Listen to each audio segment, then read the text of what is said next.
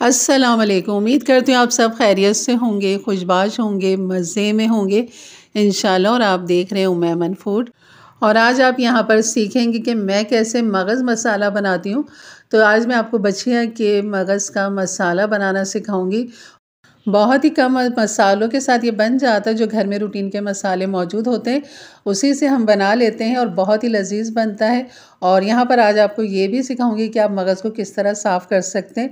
बहुत ही आसानी के साथ आप इसकी सफाई कर सकते हैं, कोई टेंशन नहीं है इसमें कि इसकी एक नस को हमने निकालना है और किस तरह हमने साफ़ करना है। और बाज़ लोगों के इस तरह मगज़ बनाने से उसमें एक स्मेल, एक हीक सी आती है। उसकी क्या वजह होती है वो भी मैं आज आपको बताऊंगी। तो इंशाल्लाह फिर आपको कभी भी ऐसी शिकायत नहीं होगी कि इसमें हीक आ रही है। तो चलिए बनाना शुरू करते हैं। बिस्मिल्लाहिर्रहमानिर्रहीम। तो यहाँ पर मैंने हाफ़ कप ऑयल ले लिया है और 1 कप के बराबर मैंने यहाँ पर प्याज लिए। अगर आपको मसाला कम पसंद है तो आपने हाफ़ कप ही चॉप प्याज लेनी है। और अगर आप बकरी के मगज़ बनाएंगे तो आपने हाफ़ कप ही प्याज लेनी, क्योंकि वो थोड़ा छोटा होता है और बच्चे का जो मगज़ होता है वो थोड़ा सा बड़ा होता है। तो इस वजह से मैंने यहाँ पर 1 कप प्याज लिए। अब यहाँ पर प्याज को हमने यहाँ पर हल्का सा नरम करना है, सौते करना है, कलर नहीं देना है हमने इसको। यहाँ पर हमने प्याज को खाली सॉफ्ट नरम करना है। इसका कलर जैसे ही इसका ख़त्म होगा तब हमने यहाँ पर बाकी इसके अंदर मसाले डाल लेने।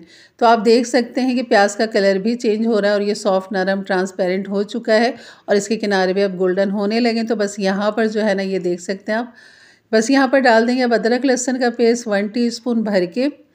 और अदरक लहसुन को यहाँ पर 1 सेकंड के लिए यहाँ पर हल्का सा भूनेंगे। और मैंने टमाटर जो लिए हैं ना, तकरीबन 3 दरमियाने साइज़ के टमाटर लिए, जिन्हें मैंने चॉप कर लिया है। और आप चाहें तो ग्राइंडर में भी उसे बारीक पीस सकते हैं, लेकिन आपने पानी का इस्तेमाल नहीं करना। यहाँ पर हरी मिर्च मैंने पिसी हुई ले ली है 1 टेबल स्पून। और आप चाहें तो हरी मिर्च को जो है बारीक चॉप करके भी यहाँ पर डाल सकते हैं। तो पिसी हुई हरी मिर्च का ये फ़ायदा रहता है कि आपको जैसी ज़रूरत पड़ी तो आपने 1 क्यूब्स निकाला और डाल दिया। और यहाँ पर हल्दी डाल देंगे हाफ़ टी स्पून, पिसा हुआ धनिया डाल देंगे 1 टीस्पून, कुटी हुई मिर्च डाल देंगे 1 टीस्पून, काली मिर्च डाल देंगे 1/4 टीस्पून, नमक डाल देंगे 1 टीस्पून। ये है इसके नॉर्मल से मसाले हैं, बस इसमें कुछ ज़्यादा ऐसा जाता नहीं है। तो ये यकीन करें बहुत ही मज़ेदार बनता है ये। तो थोड़ा सा मैं इसमें पानी डाल दूँगी ताकि तमाम मसाले टमाटर के साथ, प्याज के साथ यकजान हो जाएँ।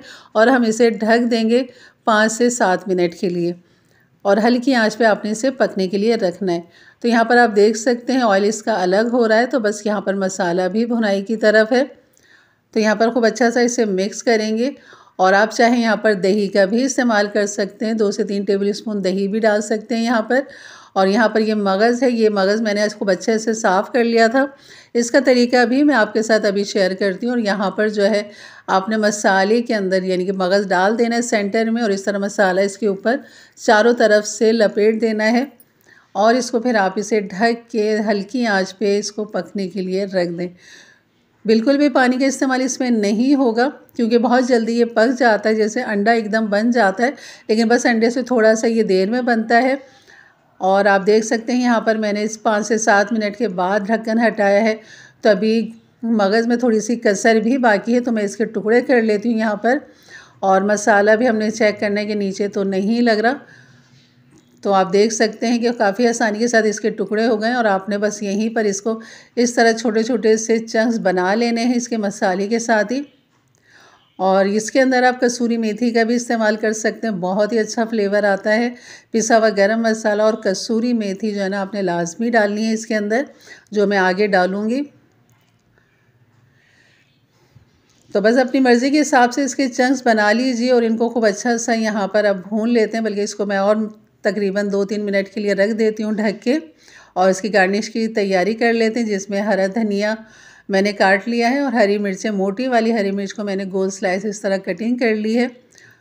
और आप यहाँ पर अदरक की भी जूलियन कटिंग कर ले। फ़िलहाल अभी मेरे पास अदरक थी नहीं, तो मैंने इसलिए कटिंग उसकी नहीं की। तो यहाँ पर ये देख सकते हैं मगज़, इसको मज़ीद मैंने 5 से 6 मिनट के बाद इसको ढक्कन हटाया है। तो आप देख सकते हैं इसकी लुक माशाल्लाह कि अब ये बिल्कुल रेडी तैयार है। बस हमने हल्का सा फ्राई करना है, भूनना है।